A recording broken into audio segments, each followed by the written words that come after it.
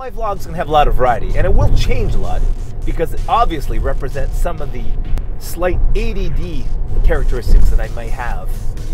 So I like to keep things moving and changing up, and now for something completely different, to quote the old Monty Python shows. Hopefully you'll enjoy them. So this is my first little piece. At this point, I'm hoping that each vlog will have one centerpiece, be it a photographic shoot or a short little movie or something, to feature every vlog. And this is the sort of feature of this vlog, which is digital finger painting. I hope you enjoy it.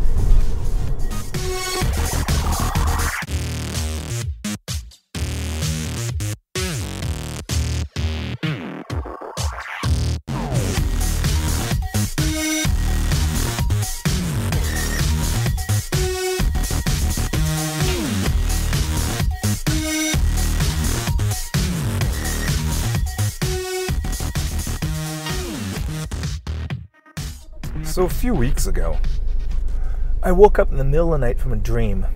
And in that dream, I was at an art gallery with a group of people, and we were standing in front of some paintings. And I kept on saying to these people over and over again, "You can't see that. You really don't understand, do you? You can't see that." I was in disbelief. I kept on saying, "You cannot see that. You can't see that. What are we looking at the same thing? You don't understand, do you? You can't see it." And I kept on saying this over and over again. In fact, I woke up from the dream saying, "You can't see this. You people don't understand." And I had this weird feeling in my head, sort of in my entire body, in fact, and that was that I had something I needed to share with people. And immediately, I got on my iPad and started searching for some kind of painting app. Finger painting was what I thought they would have because of the obvious ways the iPad works, and sure enough, there were probably about 15 different types of finger painting apps, so I downloaded the most popular 3 or 4, and immediately began to experiment in finger paint on my iPad. So I've not painted, and last time I painted, I believe I was in high school. Might have been grade 10. So it's been a long, long, long time since I've painted. And suddenly, I had this inspiration, I had this feeling inside, so I began to finger paint, and quickly, the programs are kind of similar, but I quickly learned these programs and began to just paint and paint and paint. And again, I started around 4 o'clock in the morning. I painted till 9:30, 10 o'clock that first morning and finished about 7 or 8 little paintings. And this would continue for about 4 or 5 weeks, with me painting at least 4 to 5 paintings a day. Now that was an incredible experience. Like, I had not expressed myself in the painting way in so long, and I didn't realize how much I enjoy it. I mean, I really enjoy the process of contrast and shape and colors and choosing colors and moving my fingers in a direction that I want some sort of color to flow, like energy flowing. It's like it's an exclamation point, and I really enjoy the process.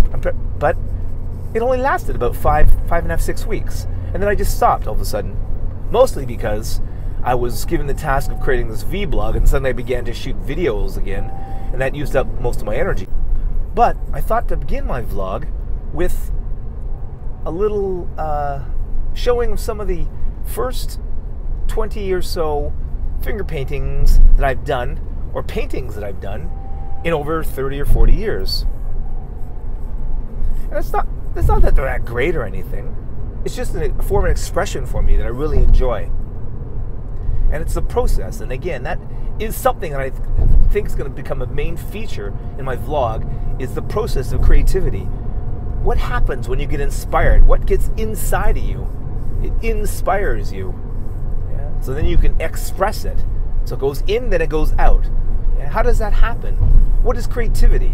What is creating something from classically a blank sheet? So when you begin with that blank sheet, the first thing you do is you start to make choices. You choose a color, you choose the shape, you choose where you're going to place it on the canvas. You choose the intensity of your stroke, which will represent the feeling that you have. These are all parts of your selection process. However, in the digital realms, you can also go backwards 20 or 25 steps, which helps if you feel you've made some kind of mistake or do something that doesn't quite fit. And that's something that you can't do that easily in the oil and the watercolor realms. So in your selection of colors and shapes, you can create an intensity that represents that feeling you have. Or conversely, you could use bright colors, loud colors that kind of feels almost gaudy-like. No, that's gaudy-like. That's a different thing altogether. So again, your choices are what makes the painting match the feeling you're trying to express. At least that's the process for me in most things, and I think it really is a fun process to explore if you wish to try something different. I just tried it out of the blue. So, like many artists, your color palette can come from your memories. Here's a little bar that I saw in Rousseau, Dominica, and it is inspiring to me, the color schemes that they use in different parts of the world. And there were lots of distressed buildings there, so there's lots of textures that I could look at. And those textures might come out in some sort of other expression that I have that I would paint even in clouds that I see here. But I've seen some beautiful clouds in different parts of the world. Just an amazing, I love clouds. Clouds are amazing in the fact that they're always changing. They're dynamic. They're moving. They're continually refracting and reflecting light in different ways. And they have a kind of solidity even though they're completely water vapor. I must have some sort of a kinship with clouds because I've always been fascinated by clouds and I'm often staring at clouds wherever I go. Clouds are magical, moving masters of metamorphosis. That is a lot of M's, but I find them mesmerizing, which is why I spend a lot of time photographing them and staring at them and videoing them throughout the world. I've been very fortunate to do a lot of world travel in the last couple of years, and I'll be sharing some of those videos and photos in these upcoming vlogs. So sometimes you see something like these vines, it's kind of magical vines in the Grand Cayman Islands, and I think those shapes transferred over to some of the apparent squiggles that I do in some of this finger painting. Or sometimes I'm trying to perhaps express a feeling of angst or confusion, which might be me just trying to express what it feels like when the dentist leaves a room to look at the x-rays. Oh boy. So really I'm just promoting here the aspect of trying, playing, expressing yourself in a different medium.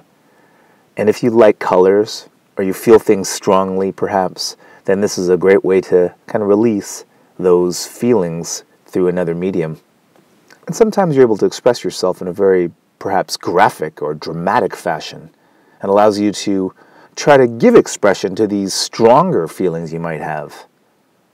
This is kind of a bright graphic fashion. Speaking of bright graphic fashion, check out this makeup application I saw at the Raw show. I would bet you end up waiting for her on a night out. So the process is you're continually making selection of colors and shapes and then stroking or placing those colors and shapes on the canvas. Then you're assessing whether that new addition fits with the overall feeling or theme of that painting. So it is this process that gives me the thrill. It is the continual selection, combination, addition, then assessment, and then starting all over again that is part of the pursuit of this passion play. Passion play to mean creation of whatever you're feeling. And what you're feeling can be sad or it can be extremely happy. You could be creating something colorful and light and airy and almost fruity. Well, speaking of fruity, there's always these wonderfully frivolous and fun headpieces by Amplify Apparel. This four-part process can allow you to express more intimate, intricate, or even darker feelings, and allow you to try to express maybe the conflicted feelings you have. This particular piece, called The Punk Rebel Spirit, was actually inspired by the infamous Carson T. Foster. Carson T. Foster was also the man that originated the kick-ass karaoke of early Bovine and Rivoli fame. Now, that man also introduced me to karaoke, and it became an obsession for me.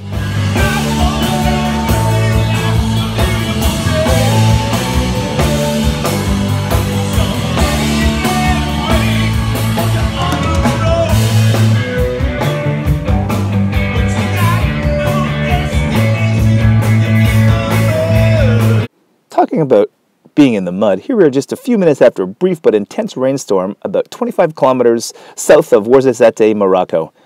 Michael Harlade of Blackwalk Productions is out there checking the clearance to see if we can get our teeny tiny rental vehicle across this newly formed stream. Well, we decided against it, which was probably wise. However, a few hours later, we'd be basically coasting our way down the Atlas Mountains as we were nearly out of gas. The whole time we were formulating plans of what to do when we actually stopped. But that's another story. If you ever get up to these parts of the world, here's a hotel you should check out.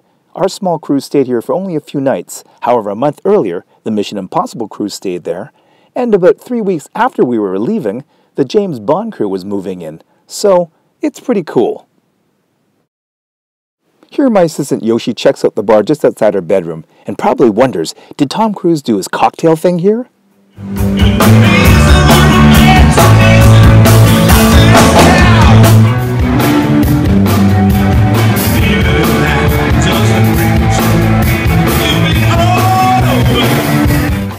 And it's been all over you.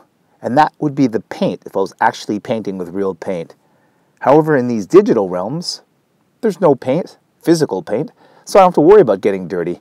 And the process is much faster since I'm not actually mixing my own colors onto a palette. Oh, sorry about that. Getting a bit fuzzy-headed. Haven't had anything to eat this morning, which happens when you get all passionate about a project. Cheerios! I gotta love these new Cheerios. They're the protein-enhanced ones. They come in that kind of brown and red package. It's a plastic resealable bag. And they're protein-packed, so it's a good alternative to having a protein smoothie. At least I feel. And I also like to add a little bit of chocolate granola with more protein soy bits in it as well. So really packing on the protein. Nowadays, it's all about protein. Have you noticed? Yep. And now, back to our regularly scheduled program. So the whole proposition of creating art digitally, for me, is so attractive because you're not bound by the physical restrictions and expenses of actually painting on a canvas. Sure, from a pure standpoint, you don't get the same feeling, you don't get the three-dimensional texture of the brush strokes, but it's fun, and you get the impression of things. Like here's the impression of tail feathers I've put into this piece. Or, if you happen to see Blair Ryder at the Raw show, here's a fabulous impression with feathers in a pièce de résistance from Allie Wood's AMPLIFY Apparel. You go, boy!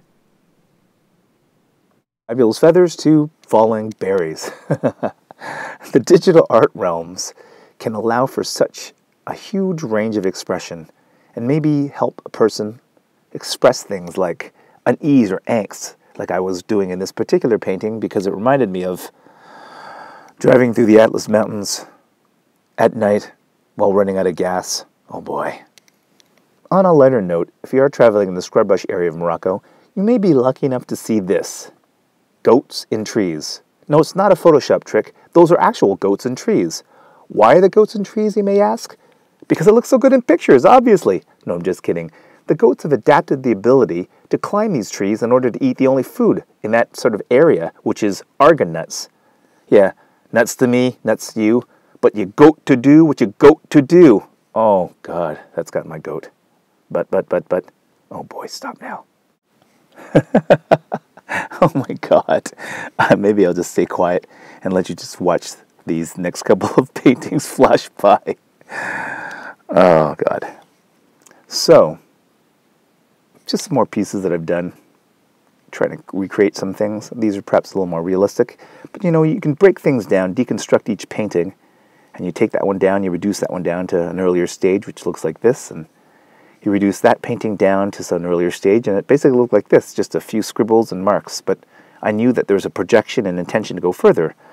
I can try to create more elaborate, kind of striking pieces like this and make them even more outrageous, if you will, but not quite as outrageous as this face swap. Oh boy, so you can take a relatively dense piece like this and still add more layers digitally to make it even more dense, have more layers happening, and then you can remove layers, which you can't do in the physical realms as far as painting is concerned. However, you can always take off that vest and twirl your hair, Twirl your hair, Blair. Hey, that rhymed. I'm a poet. I didn't know it. So really, all I'm promoting here is the fact of trying, of just really going out there and giving yourself an opportunity to express yourself, to perhaps express something that hasn't been expressed for 20 or 30 years, who knows, and just really play with it, because playing is a very important aspect of any creative process.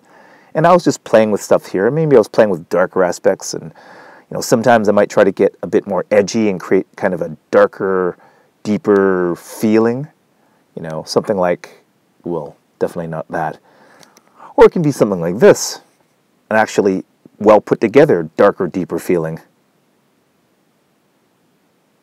So that was basically an exploration in finger painting. This piece here is called Peaks and Valleys, and I hope you enjoyed it. I would never be making a vlog if it wasn't for JD, so I'm not sure whether to thank him or to strangle him next time I see him.